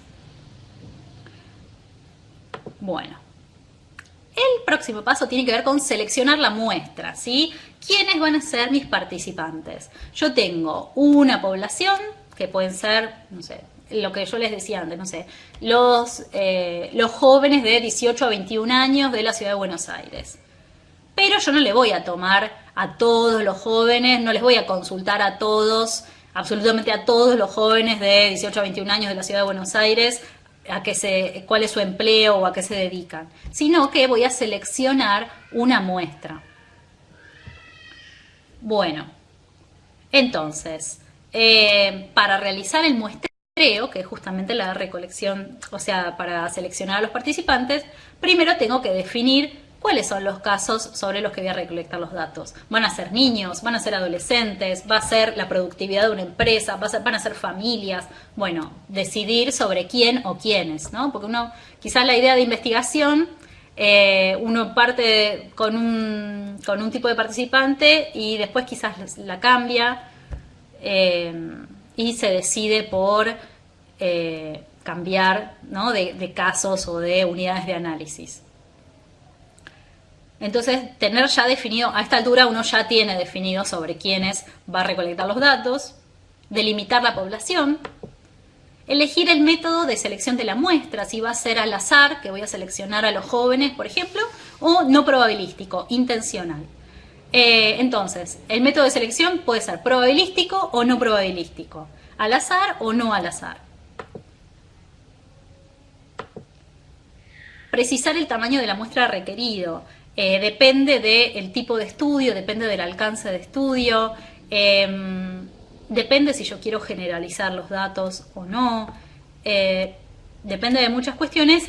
¿Cuántos participantes voy a tener? Aplicar el procedimiento de selección, ¿no? Obtener la muestra. Para obtener la muestra, a veces no es fácil obtener la muestra, pero es muy importante, primero que tengan un consentimiento informado los participantes, donde se les explique de qué se trata la investigación, si tienen alguna duda, quién pueden contactar, si la investigación va a implicar riesgos o no, cuáles son las consecuencias. Bueno, donde pueden encontrar en internet muchísimos modelos de consentimientos informados para participar en investigaciones. Van a ver que todos son bastante parecidos porque de lo que se trata es de una cuestión, ética y legal, de informar a los participantes acerca de qué es lo que van a hacer, si van a tener algún tipo de remuneración o algún tipo de recompensa, entre comillas, por haber participado. Y el consentimiento informado, los participantes lo tienen que firmar y se lo queda el investigador. Vamos ahora al paso 8, que tiene que ver con la recolección de los datos. Fíjense que hasta ahora, hasta el paso 7, todo fue trabajar en mi computadora, trabajar en la biblioteca, trabajar en mi oficina, o sea, todo un trabajo de planificación, de pensar, de corregir, de escribir, de leer. Pero ahora, en este paso, que es el paso 8, es el momento donde yo voy al campo de investigación, a justamente recolectar los datos. Finalmente, en el paso 8, en el paso 7 también, porque puedo tener acceso a la muestra y comienzo con este tema de consentimiento informado y la selección de los participantes, de pedir permisos en las empresas, pedir permisos en las escuelas, pedir permisos donde sea que uno tiene que participar, que investigar. Pero acá es donde, voy a recolectar los datos. Primero que nada, a esta altura igual yo ya lo tengo, yo ya sé cuáles son los instrumentos o métodos para recolectar los datos, ¿no? Lo tengo escrito acá en el paso 8, pero digamos que a esta altura de la investigación, yo ya sé cuáles son los instrumentos que voy a utilizar. Aplicar los instrumentos o métodos, ¿no? Por ejemplo, evaluar a los participantes con cuestionarios, correr un experimento en el laboratorio, hacerles hacer una tarea a los participantes y evaluar su rendimiento, hacer un censo, etcétera, etcétera, etcétera. Tiene que ver con enfrentarse cara a cara con los participantes y recolectar los datos.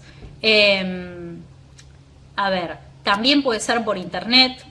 Hoy en día hay muchos programas que uno puede mandar por mail y las personas contestan y ya recolecto los datos de esa manera. A mí personalmente me parece más rico también y más controlado poder hacerlo más personalmente. Porque por mail muchas veces las personas quizás no entiendan las preguntas y contestan cualquier cosa o no están tan motivados quizás a participar.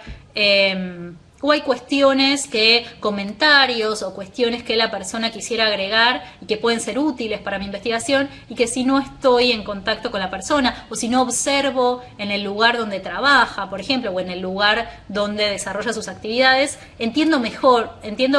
o sea, el no estar en el lugar me hace entender menos el fenómeno que estoy estudiando. Entonces está bueno poder acercarse y recolectar los datos como más personalmente. Pero igualmente está la opción también de hacer cuestiones por internet, por teléfono. Nada, la recolección de los datos es un tema aparte, ¿no? Obtener los datos, bueno, depende de cómo sea el trabajo de investigación que ustedes vayan a hacer. Codificar los datos, esto es importante, poder ir armando una matriz de datos, ¿no? Archivarlos en una base de datos y prepararlos para su análisis. Este también es un trabajo arduo donde uno quizás venga del lugar donde recolectó los datos con una pila de distintos cuestionarios, todos en papel, todas las fotocopias, y bueno, ahora es el momento de sentarse nuevamente en la computadora y archivar los datos digitalmente. Bueno, algunos instrumentos para medir las variables de interés. Tenemos cuestionarios, escalas de actitudes, registros de contenido, ¿sí? Análisis de distintos contenidos, observaciones, pruebas estandarizadas que pueden ser test, pueden ser, qué sé yo, algún examen, un examen de matemáticas, por ejemplo, puede ser una prueba estandarizada, medidas de desempeño individual, recolección de información factual e indicadores, metaanálisis. Bueno, son algunos instrumentos que uno puede llegar a utilizar para recolectar sus datos.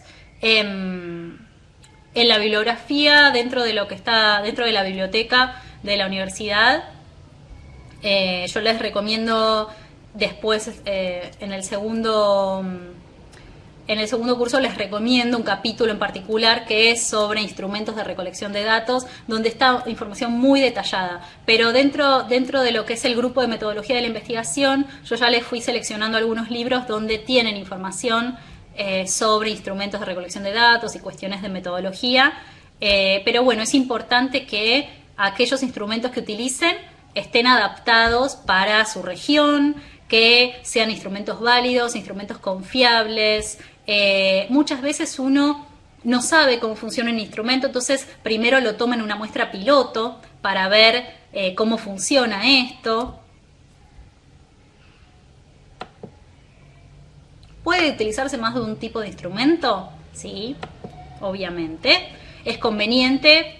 Por ejemplo, si yo quiero medir motivación laboral, puedo tomar un cuestionario, una escala, puedo tomar observaciones, bueno, distintas medidas de lo mismo para ver si realmente hay convergencia entre los datos y apuntan a lo mismo. Esto tiene que ver con la validez de las técnicas.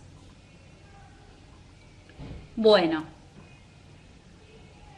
justamente validez de criterio me va a aportar el hecho de utilizar distintos instrumentos. El paso nuevo tiene que ver con analizar los datos, ¿no? Yo en particular utilizo un programa que se llama SPSS, que es Statistical Package for Social Sciences. Es un paquete estadístico para las ciencias sociales, pero bueno, se llama así en inglés. La verdad que es bastante fácil de utilizar. También pueden utilizar el Excel, también pueden utilizar algún otro programa de análisis con el que estén familiarizados, siempre y cuando puedan realizar las funciones estadísticas básicas y necesarias para su trabajo de investigación.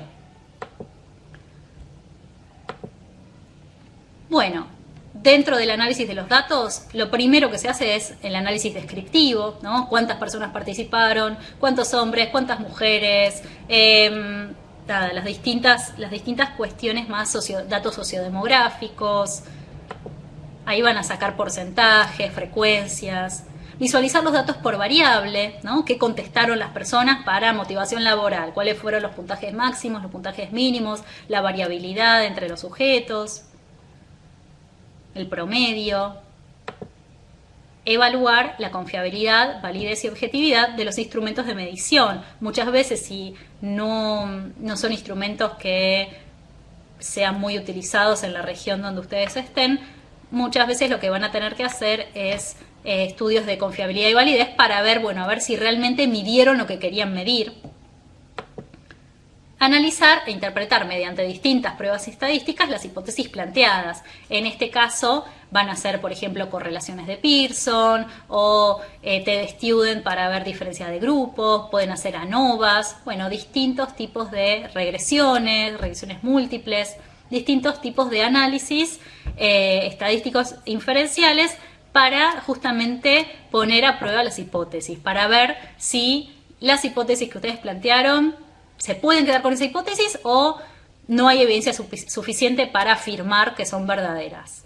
Ese es el momento de la verdad, ¿no? El momento del análisis de los datos, yo creo que es una de las cosas como más emocionantes dentro de lo que es la investigación, porque es bueno ver, después de todo este trabajo que estuve haciendo, después de toda la recolección, toda la recopilación bibliográfica, escribir y pensar sobre el tema y plantear las hipótesis y recolectar los datos y todo el trabajo que me costó. Bueno, a ver, ¿qué es lo que me dicen los datos? ¿Hay relación entre las variables o no hay relación entre las variables? ¿Hay diferencias entre los grupos o no hay? Bueno, y en ese momento donde uno comienza a realmente analizar qué es lo que pasó con los sujetos, qué es lo que me contestaron, tiene una cuota de emoción que está bueno también para alimentar, ¿no?, el alma del investigador. Bueno, el paso 10 tiene que ver con la elaboración del reporte de resultados. Primero que nada, después de analizar los datos, uno lo que hace es interpretarlos en función de la bibliografía previa también. Tratar de dar explicaciones, bueno, por qué pasó lo que pasó, posibles limitaciones al estudio, ahí es donde uno escribe la discusión, las conclusiones, esa parte no aparece acá, pero es un paso que obviamente se sigue, que es interpretar estos datos en función de bibliografía previa, en función de la teoría, en función de estudios similares, con muestras similares, saber compararlos, y las limitaciones al estudio, donde uno hace también autocrítica para ver, bueno, a ver, sí, la verdad que le tomé a los hombres y mujeres del área de marketing, pero también le podría haber tomado a los de contaduría, no sé. O a una muestra más amplia, o a otro rango etario en futuros estudios estaría bueno evaluar. Bueno, distintas cuestiones que hacen a futuros estudios, propuestas para futuros estudios, donde eso también se incluye dentro de lo que son las conclusiones. El reporte de resultados tiene que ver un poco con eso, con las conclusiones, pero también con, bueno, ¿qué hago yo con toda esta información? ¿Qué hago? ¿Redacto un artículo científico? ¿Escribo un libro? ¿Presento mi tesis? ¿Defiendo la tesis? ¿Vuelvo a la empresa y hago una devolución de lo que investigué en la empresa? Bueno, son distintas posibilidades, una que no excluye la otra. Uno puede publicar y también, qué sé yo, presentar algo en un congreso, ir a la empresa y hacer una devolución de de los datos que uno recolectó. Bueno, distintas cuestiones que tienen que ver con a quién le voy a presentar estos datos. Entonces, seleccionar también si es un contexto más académico o menos académico, adaptar el lenguaje a la población a la población destinataria, ¿no? Presentación del reporte. Muchas veces es esto de la presentación en PowerPoint, por ejemplo, frente a un grupo de personas que van a estar en la defensa de mi tesis, por ejemplo. Bueno, y vamos ahora, ya terminamos con lo que es la investigación cuantitativa, ¿sí? Nos tomó un tiempito, pero me parece que es necesario para comprender un poco este panorama y también para iniciarlos a ustedes en el tema. O sea, yo sé que son muchos temas juntos, pero bueno, la idea es que puedan un primer pantallazo, una introducción justamente a lo que es la metodología de la investigación y después, de acuerdo a los intereses y las necesidades de cada uno, buscar en la bibliografía, consultarme a mí, consultar con sus tutores de contenidos, bueno, distintas cuestiones que están en condiciones de poder hacer también dentro de la biblioteca, buscar información. Bueno, tienen muchas posibilidades para seguir aumentando sus conocimientos sobre metodología de la investigación. Vamos ahora a lo que es la investigación cualitativa, ¿sí? Acá les puse una pequeña viñeta donde está el investigador, ¿no?, con su guardapolvo blanco, midiendo, tratando de medir con una regla de manera cuantitativa algo, y dice, este indicador mide, pero resulta que tiene un grupo de gente que no quiere que le midan, quiere contarles una historia, ¿sí? Le dicen, déjame contarte mi historia, escuche mi experiencia, yo también tengo una historia para contar. Bueno, de esto se trata los estudios cualitativos.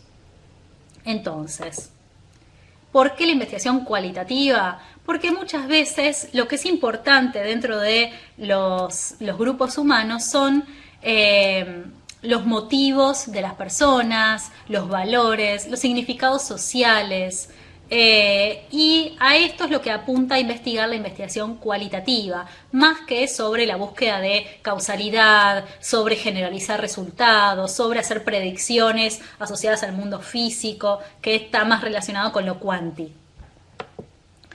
Entonces, dentro de una investigación cualitativa se privilegia la captación de lo que es el significado interno, ¿sí? Subjetivo, quiere decir antes que observaciones exteriores y objetivas, que son las cuantitativas, ¿no? Donde dentro de lo cuantitativo lo más importante es la objetividad. En este caso importa mucho la subjetividad. ¿Qué tienen los sujetos para decir? Las percepciones, las ideas, las emociones, las interpretaciones de las personas ocupan un lugar central en este tipo de investigación. Bueno, el investigador hace explícita la significación dada por los participantes. Bueno, ¿se recurre a la investigación cualitativa? ¿Cuándo? ¿Se sabe poco del tema? Cuando el fenómeno no es cuantificable, cuando el fenómeno ha sido considerado de modo restrictivo y requiere ser examinado, cuando lo que importa es el lenguaje, las interacciones entre los actores, la construcción de significados, cuando se quieren estudiar grupos y las interacciones entre los grupos, cuando quiero saber cómo funcionan los conjuntos, y donde me interesa conocer procesos de cambio, por ejemplo. Ok. Muchas veces el enfoque cualitativo se utiliza para descubrir y refinar preguntas de investigación. Bueno,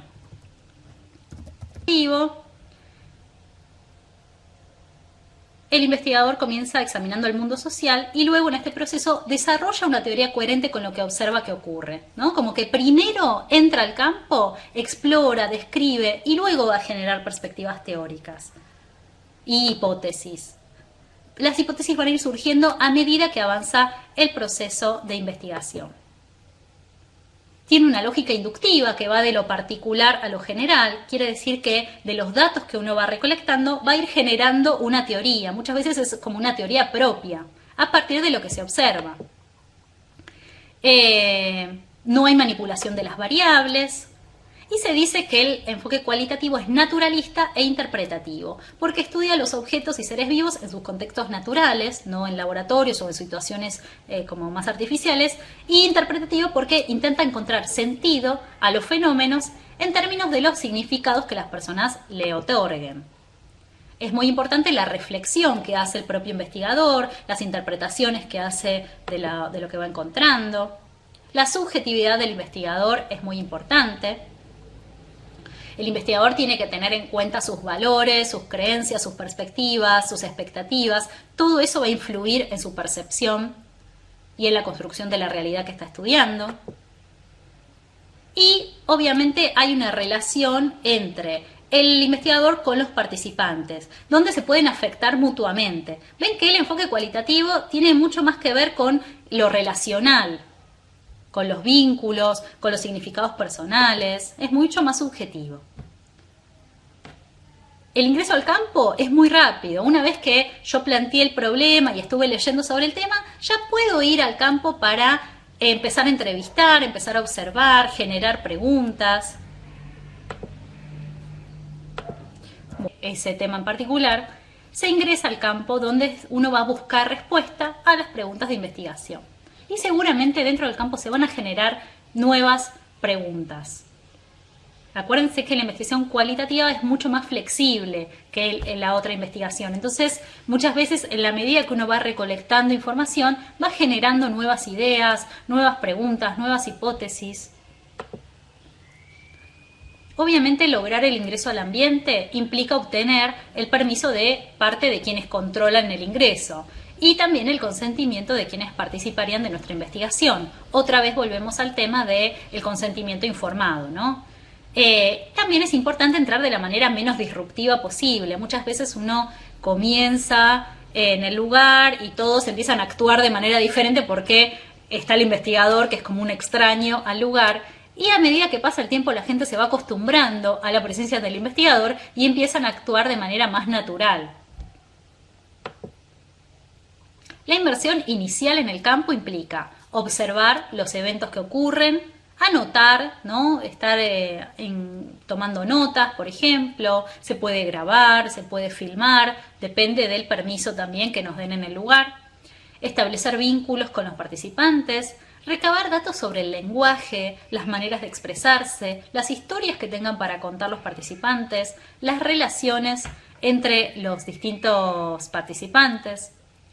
Se elaboran descripciones del ambiente, muchas veces se sacan fotos, se escribe cómo se sintió el propio investigador, ¿no? Esto de estar consciente del propio rol, de las alteraciones que se provocan con la presencia, reflexionar acerca de las propias vivencias del investigador, no sé, si hace frío, si hace calor, si lo trataron bien, si lo trataron amablemente o no. Bueno, todas estas cuestiones se anotan, se registran de alguna manera porque van a ayudar luego a hacer la interpretación de los datos que se vayan recolectando.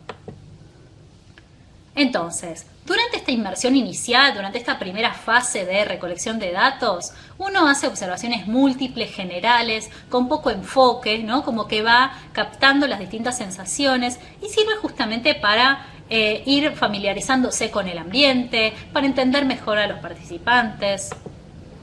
Pero a medida que se avanza en la investigación cualitativa, a medida que el investigador ya conoce mejor el lugar, ya conoce más a los sujetos, el investigador va a poder centrarse más en obtener los datos relacionados con su planteamiento del problema. Acuérdense que también en la investigación cualitativa uno parte con una idea en particular, algo que se quiere resolver, preguntas particulares que quiere tratar de responder con su investigación.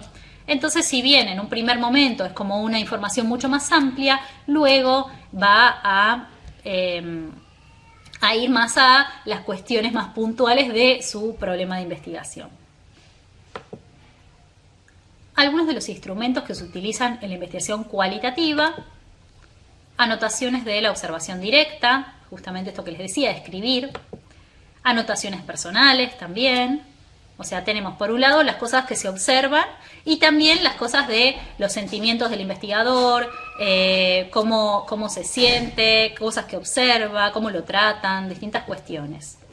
También se pueden utilizar mapas, fotografías, grabaciones de audio y video, entrevistas, recopilación de documentos escritos, recopilación de documentos, por ejemplo, no sé, análisis de obras de arte, collage, distintas cuestiones que hayan realizado los participantes. Bueno, no sé, me estoy imaginando una investigación en una escuela, por ejemplo, ¿no? Bueno, ¿qué tenemos para decir de la muestra en los estudios cualitativos? Bueno, las muestras en general son mucho más pequeñas en un estudio cualitativo que en un estudio cuantitativo. No va definida a priori. Vieron que habíamos dicho que en el cuantitativo la muestra está en el paso 7, que es antes de ir a recolectar los datos. Bueno, justamente porque yo a priori ya estoy diciendo quiénes van a ser mis participantes, a cuántos aproximadamente, a cuántas personas voy a tomarles los cuestionarios o van a participar en la investigación. En este caso no. En este caso yo voy a ir seleccionando caso por caso, voy a ir recolectando los datos y voy a ir recolectando hasta que llegue un punto en que no voy a querer recolectar más por distintos análisis que hice y digo, bueno, listo, ya tengo información suficiente. Entonces, si yo ya pude responder a mis preguntas con los datos que fui tomando, llega un momento que digo, bueno, listo, la muestra, termino con el muestreo, ya no entrevisto más personas. Entonces, esto que les estaba diciendo, el tamaño de la muestra no se fija a priori, sino que se recolectan los casos hasta alcanzar la información suficiente para comprender el problema en profundidad. Esto se llama saturación de categorías. Se llama hasta llegar a un punto de saturación teórica, por ejemplo. Es el criterio para dejar de recolectar datos. La recolección de datos en el enfoque cualitativo, entonces, consiste en obtener las perspectivas y los puntos de vista de los participantes. También me interesan las interacciones entre las personas, entre los grupos, y se procede caso por caso, dato por dato, hasta poder llegar a una perspectiva más general de este grupo, ¿no? Estas son las técnicas que ya las mencionamos: observación, entrevistas abiertas, revisión de documentos, discusiones en grupo, que se llaman grupos focales, evaluación de experiencias personales, etc. ¿Vemos un poquito en detalle cada una de estas técnicas? La observación consiste en el registro sistemático, válido y confiable del comportamiento. Muchas veces se utilizan grabaciones audiovisuales. Podemos utilizar como instrumento de medición la observación. También hay observaciones en lo que es cuantitativo, ¿sí? Pero en vez de describir el comportamiento, lo que voy a hacer es, por ejemplo, cuantificar conductas, cuantificar frecuencias, tiempos de reacción, etc. Acá me interesa, por ejemplo, los detalles, interacciones que ocurren en el ambiente. ¿Qué cuestiones son importantes? Tener en cuenta el ambiente físico, el ambiente social y humano, cómo se organizan las jerarquías, cómo se organizan los grupos, los patrones de interacción. ¿Qué actividades realizan? ¿Cómo hacen las actividades? ¿Cuándo las hacen? También la observación es importante tener en cuenta hechos relevantes, eventos, historias, muchas veces como la historia de un lugar, mitos en el lugar, ceremonias, relatos, bueno, todo lo que hace a la esencia y la idiosincrasia propia del lugar. Hay dos tipos de observación: participante y no participante. En general, en la investigación cualitativa suele haber una observación participante, donde el observador interactúa con los sujetos observados. En el otro caso, en la observación no participante, no ocurre tal interacción. Por eso les puse este dibujito donde está el investigador viendo, ¿no?, desde la distancia y tomando nota. Esto ocurre más en una investigación cuantitativa, lo que es la observación no participante, porque se trata de ser lo más objetivo posible y se trata de no interferir para nada con lo que está ocurriendo con los sujetos. No interferir en el comportamiento, ¿no? No agregar variables extrañas a lo que está ocurriendo. Pero también en la cualitativa puede haber observación no participante. Yo puedo ir a un lugar, poner la cámara, irme y volver a buscar la cámara y después registrar esto que grabé y donde yo no estuve en contacto con los participantes. O se puede usar una cámara Gesell. Bueno, depende la manera en que uno realice la investigación. Igualmente siempre va a haber... siempre está este fenómeno donde los participantes se sienten un poco observados y tratan de actuar de una manera distinta porque saben que están siendo filmados o porque están siendo observados o porque están participando y quieren agradarle al investigador. Uno tiene que tener en cuenta también que este fenómeno existe, se llama deseabilidad social y bueno, hay que tenerlo en cuenta también a la hora de analizar los datos. Las entrevistas, ¿sí? Tiene que ver con recolectar datos a partir de la narrativa de las personas, hacerles preguntas, se pueden hacer preguntas abiertas, que las personas se explayen y nos cuenten acerca de las distintas cuestiones. Pero lo que importa es, por ejemplo, la comunicación, el lenguaje, la construcción de significados respecto a un tema. Yo puedo usar instrumentos ya determinados con qué preguntas les voy a hacer, preguntas cerradas, por ejemplo, una entrevista más dirigida, donde yo le pregunto, la persona me contesta, cuestiones bien puntuales.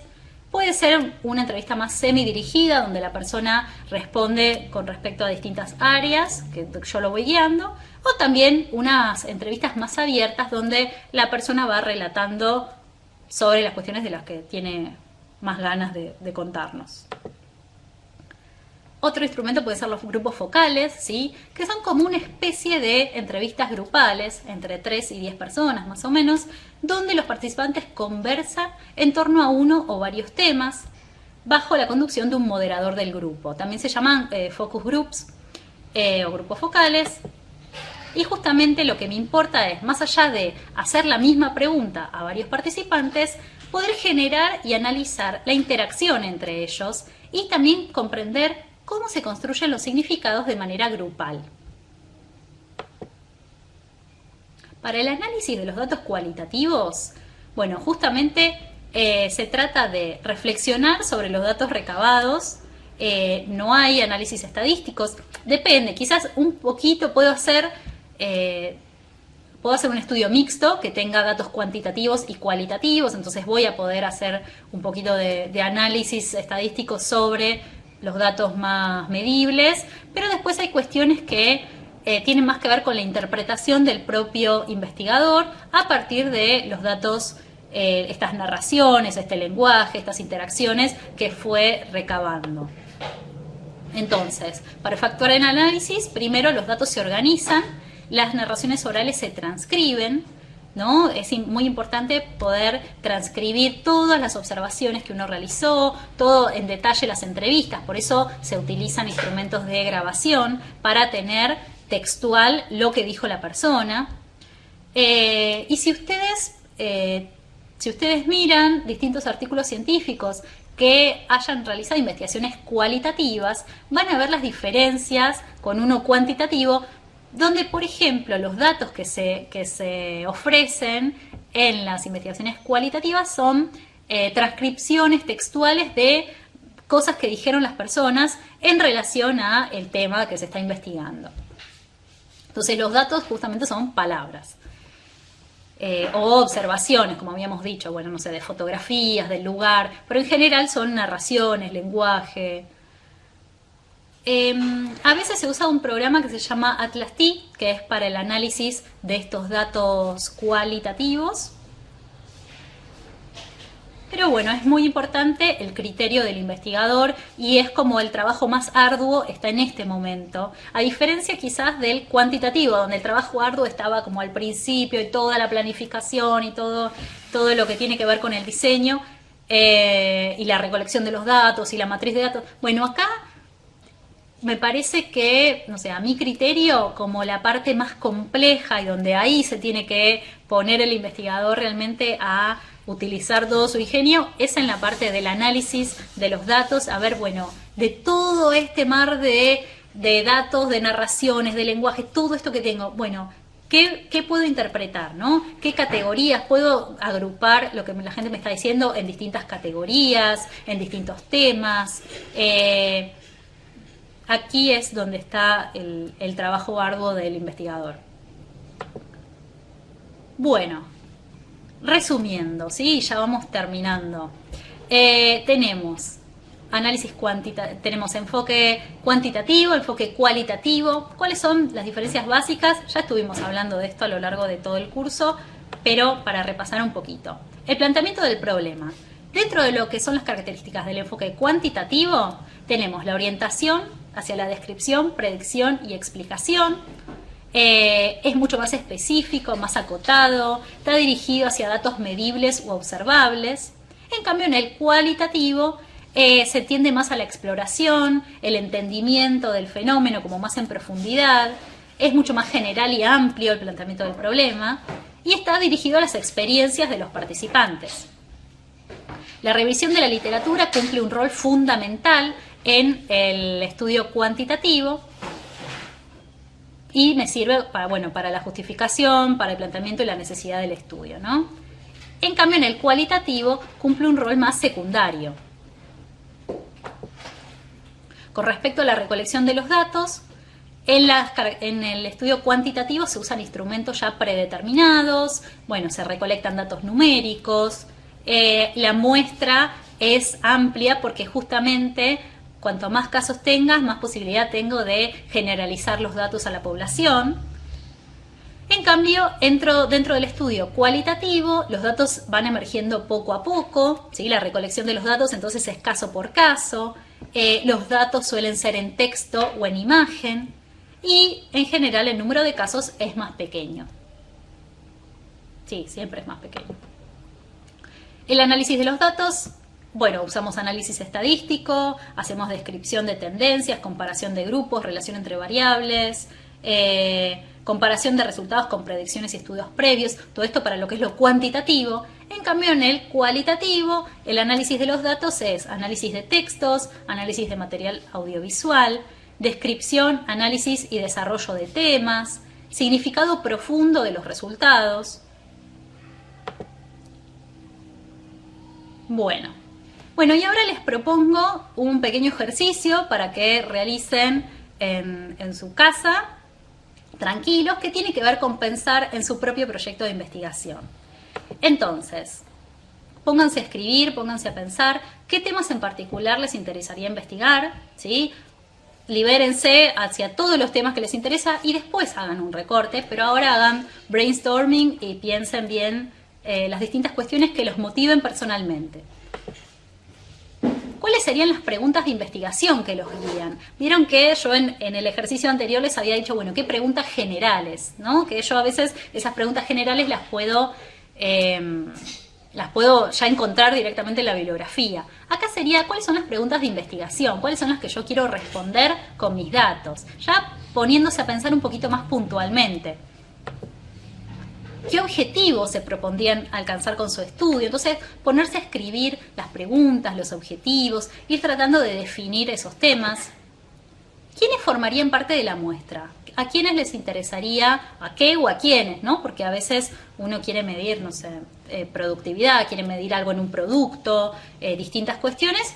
¿Qué participantes? ¿Qué tipo de participantes? ¿Van a ser familias? ¿Van a ser ancianos? ¿Van a ser niños? ¿Van a ser trabajadores? ¿Van a ser entre 18 y 21 años? Como el ejemplo que yo les puse. Justamente empezar a delimitar un poquito quiénes van a participar. ¿Qué variables se propondrían medir? ¿No? ¿Cuáles son las variables de interés? ¿Y cómo lo harían? ¿Con qué instrumentos? ¿Qué instrumentos existen para poder medir estas variables? ¿Cuáles les sirven? ¿Cuáles están adaptados a su región? Son muchas preguntas para que vayan pensando y ya planificando su proyecto de investigación. Y también, ¿por qué les parece relevante investigar acerca de eso? Y esto está relacionado con la justificación. ¿Por qué es importante este estudio que yo me propongo? ¿Por qué es importante responder estas preguntas? Estas son las referencias bibliográficas que yo utilicé para realizar este curso, para organizar el curso.